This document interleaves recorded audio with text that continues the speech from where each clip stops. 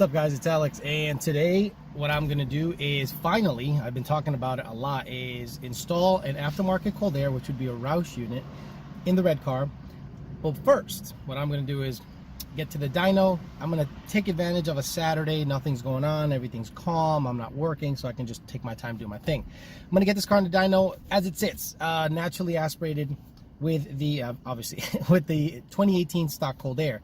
This is what I'm gonna do. I'm gonna run it up, and then as it sits, then take the filter off, okay, and see if it makes any more power without the factory filter, and then install the Roush cold air, tune it, and then see how much of a difference there is with the hood closed. Again, I am going to test all my cold air stuff with the hood closed, because last time I checked, you don't go down the track with the hood open, right?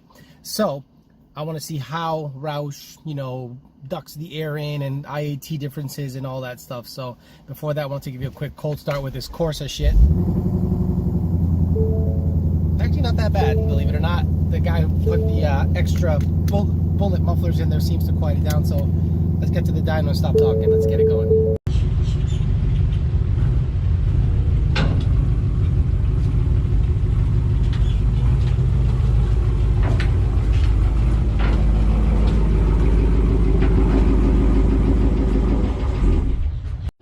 Okay, so this is the setup. I have the fan going, but the fan, as you can tell, is offset to the car's driver's side because the air is going to come in through here. I'm going to close the hood. Not that there's an advantage because of the closed lid, but I have the fan on low just to have some airflow in that the car doesn't get too hot. I don't think it'll matter all that much, but I'm going to do the same test. Fan on like we do every other car, but hood shut, offset a little bit to the driver's side so it can take advantage of the factory designed inlet. And we're going to make two pulls. We're going to warm it up, make sure IAT is over 100 a little bit, or high 80s. Make a pull, record it, then pull the filter, make a pull, record it, then install the Roush cold air, dial it in, make a pull, record it, hood shut, then open the hood, make a run, record it, see what the results are. Okay, everything is centered on the dyno. I wanted to just get everything done and make a pull and not mess around. It's reading properly.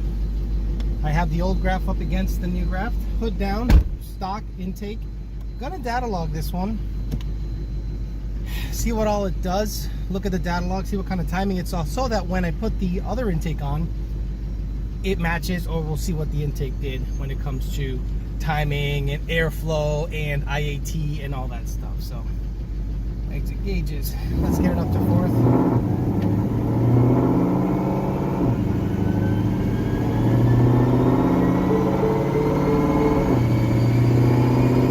It's nice doing this on a Saturday where nobody's bothering me. It's kind of relaxing, actually.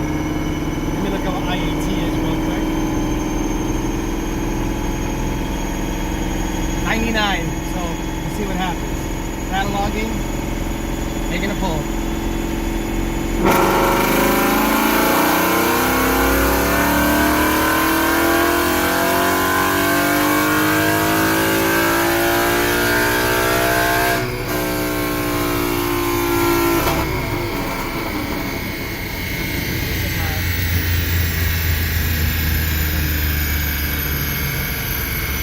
So that's why we test.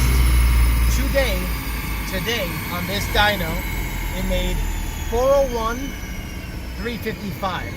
A little bit of a warmer day, so it lost 4 horsepower day to day and 6 foot-pounds of torque. I'll show you the graph real quick. Okay, here we go. So it lost 4 horsepower day to day and about 6 torque. And as you can see, because it's a hotter day, who the hell knows why, but the red line is today versus the other day, no changes. So remember, guys, a 4 to 5 horsepower variable doesn't really matter because it could change day by day depending on conditions.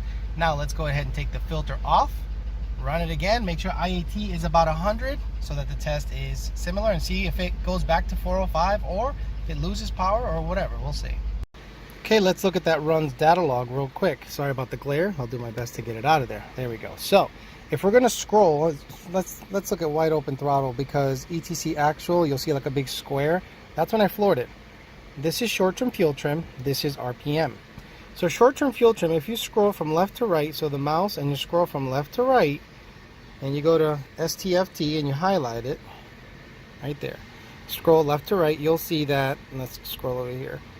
You'll see that it's on tipping, it's about 4%. Then it goes at high RPM. It literally hangs out 2 to 1% within tolerance. I mean, it's super tight. Why? Because it's Ford data. Ford knows what the hell they're doing, and it's repeatable, and it's a 2018 intake, cold air intake. IAT, so air charge temp. ACT, this guy right here, air charge temp, pretty much stayed at 99 throughout the pull. Let's highlight that. Okay, it just kind of hung out. There's no IAT on this guy. IAT2 doesn't exist because this is not a blower car, but it pretty much hung out at 99. Then at the end, it kind of went up to 100. Cool. Now the filter's off. Let's make a pull. Let's make sure IAT starts at 99 or 100 and see what the difference is. Okay, so probably doesn't matter this test because it's kind of silly, but I think it's an interesting test. So let's take the filter off. Obviously, it's a controlled environment. Nothing's gonna happen. I'm not gonna suck in a bird. But if I do, get it on video, that's for sure. Where's the little latch? Here we go. Beautiful. Okay, let's make sure IAT is 99 or 100 on the next pull. Data log that also. See how it does without that filter. Hood closed. Same day, same dyno. Okay, I got IAT back down to 90. Or actually 100, 1 degree. I'm gonna go ahead and make a pull. Filter off, same tune, same day, maybe about 6-7 minutes later. See what it does.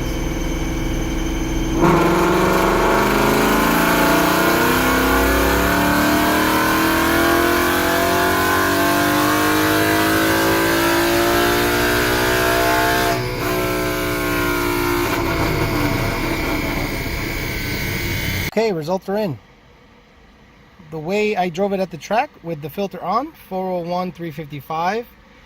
You know, that's how I tested on the dyno. And filter off, 404, 355. So it picked up 3 horsepower, so that's the red one. So right at around 6,200 RPM, it carries all the way to about 7,200 RPM. So guess what? You can make more horsepower with the filter off. I almost forgot before you guys criticize, what about timing? Well, that's SAFTOT. And when I scroll, it literally, right around here where the meat of it, it doesn't make more than 30. It kind of hangs out. You see everything moving, RPM moving up top. What did I rev it to, 7,500? Yeah, 74, 7,500. And timing stays at 30, 30 and a half. I'm not touching timing. I'm going to leave it right there. Load is 0.95, kind of where it should be. 1.0, then 0.95. So timing is at 30. I'm not going to touch timing.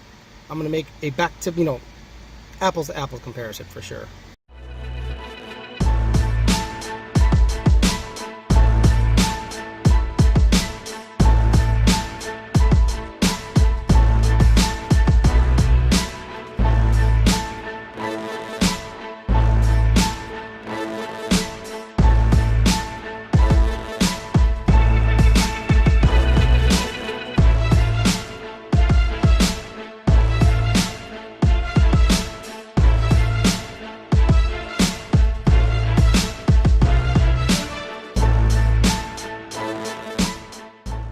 Okay, let's load the tune. Tuning, load tune, and it'll say Roush cold air intake 30 degrees. No, oh, come on, baby. I got too many in there. I should just, there you go. Roush CAI E85 30 degrees. See you in 3 minutes. Okay, fan on, put down, data log going. Wide open throttle pull, record the data. Boy, like I'm working.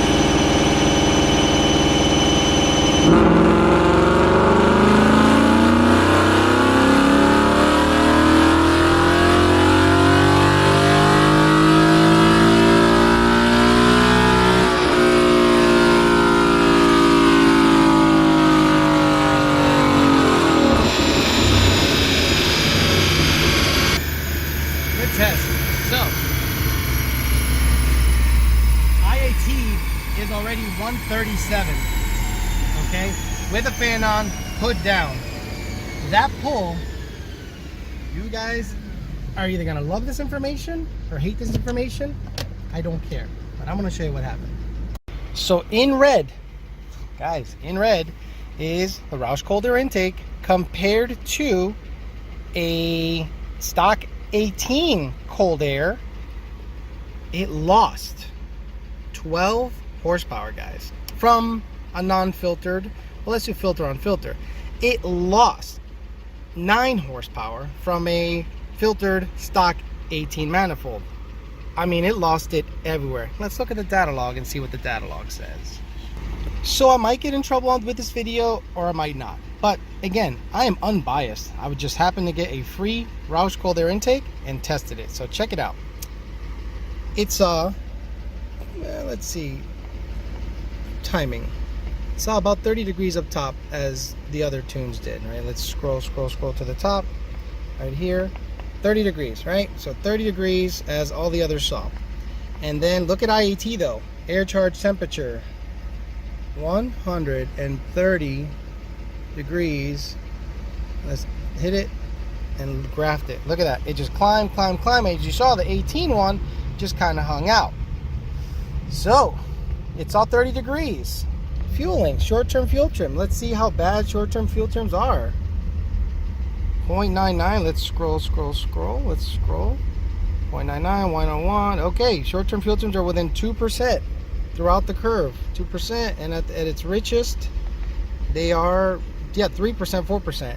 Guys, love you, but I'm unbiased, and this stuff does not lie.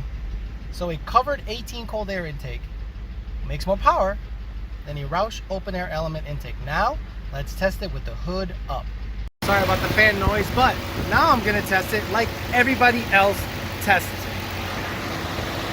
Open hood, fan blowing into it somewhere. Actually, I'm gonna center the fan a little bit, and we'll see what kind of results we get with the hood up, open air element on the dyno, and we'll see what IAT does.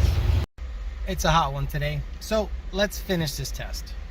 Hood open, fan on it, open air element, same tune, because you saw that it was 30 degrees. You saw that it was trimming properly at wide open throttle, and it lost about 9 horsepower from a covered 18 cold air.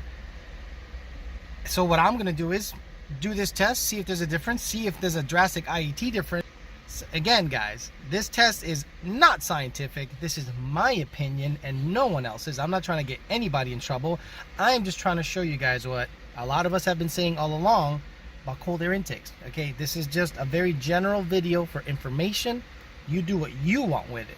That's all I need to say, because I guarantee there's going to be a shitstorm after this video comes out, and everyone's going to talk a lot of shit, and all I'm trying to do is educate and show you, because I am unbiased as can be. I have no dog in this fight. Big surprise, IAT is 100 at idle with the hood open. The rear facing camera is acting up, so hopefully you can see inlet air temp is 24 degrees cooler with the hood open. So let's make a pull. Let's not even pause, let's not even cut, let's just get right to it. Make a pull.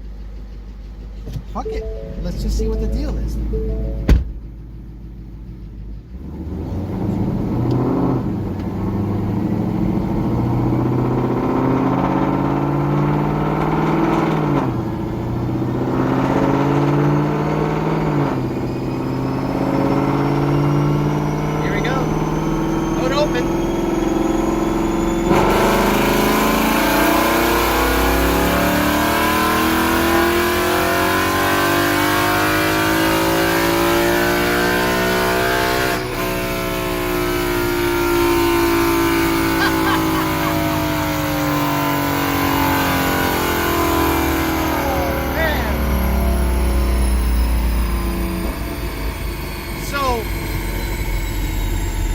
That feeling when you've been right all along and you prove it?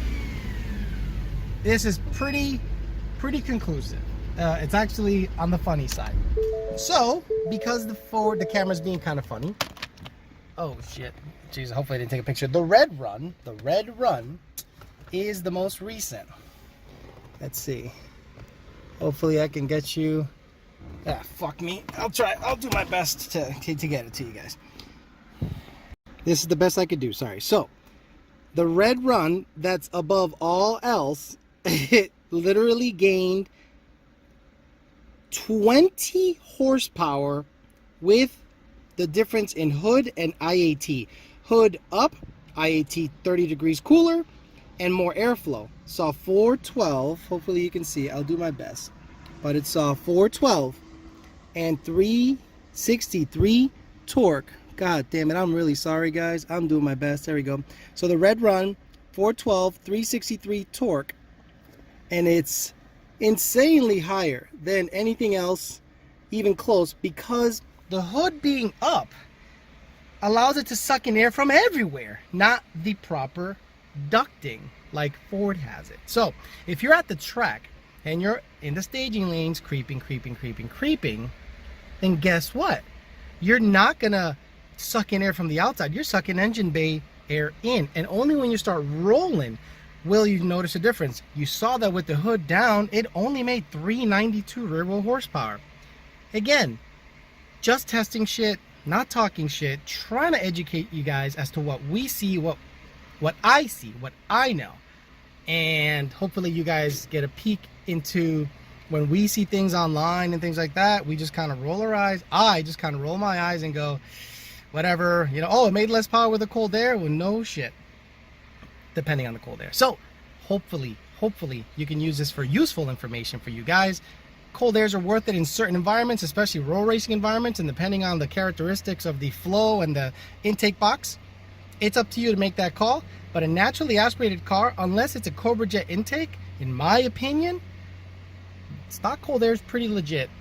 And the 18 cold air, since it's bigger and it's similar design that fits in an S550 and up, seems to be the way to go, in my opinion, for naturally aspirated S550 Mustangs and up. Thanks for listening, guys. Hopefully this test doesn't cause too much drama, but something tells me it will.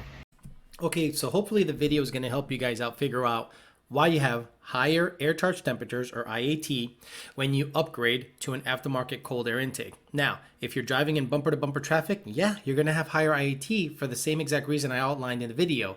You're sucking in engine bay air, or the car in front of you, or just bumper to bumper, and you're not really flowing any air across that MAF properly, you're going to have crazy high IAT, 120, 130, 140. I've seen as high as 150 when ambient is in the 100 range.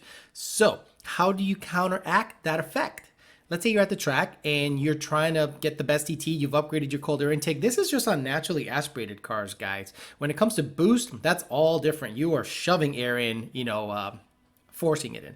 So if you're at the track and you have an NA car and you're trying to get the IAT as low as possible, well, you're going to have to not idle the car for 10 minutes before you go up. And I get it. Sometimes the line is really long and you have to creep your way up. Do your best to not keep the car running and get the engine bay hot, because by the time you do your burnout and you stage, you'll be at 150 IAT. The car will not make any power because you have hot air coming in through there, and it'll only start to make some steam once you actually start moving some air through the MAF, meaning more than halfway down the track. So do not idle the car forever. Expect higher IATs with an open air element always. It's not always the case that with an aftermarket closed air box, it's going to be that much better. This is no way a co-signing of aftermarket closed intakes, period. If you are roll racing, this pretty much negates everything because you're already moving, so you're moving air across the MAF, so IAT will be less of an issue. And in colder weather environments, fall and winter, this is less of an effect because the air coming in is already cold, because ambient air is already cold. Hopefully this helps you guys kind of figure out why you're seeing high IAT, how it affects power, and this video is a great illustration, and I wanted to make sure people in the industry saw the video before I released it. My bosses have seen it. People in the industry that do cold air stuff have seen it and have given me the okay to release it, because I want to make sure it's not an indictment on aftermarket cold air intakes. Thanks for listening, guys. We'll talk to you later.